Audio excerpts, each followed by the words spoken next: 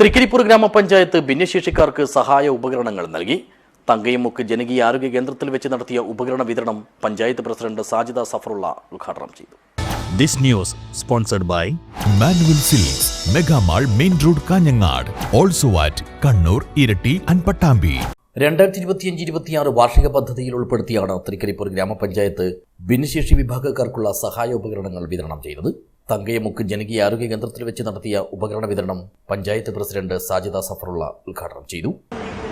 ഇനിയും ഇങ്ങനെയുള്ളവരെ നമ്മൾ കൂടുതൽ ഉപയോഗിപ്പിച്ചുകൊണ്ടും അവർക്ക് വേണ്ടുന്ന സഹായ സഹകരണങ്ങൾ എത്തിച്ചുകൊണ്ടും നമ്മൾ മുന്നോട്ട് പോകാൻ തന്നെയാണ് നമ്മുടെ ഭരണസമിതി തീരുമാനിച്ചിട്ടുള്ളത്.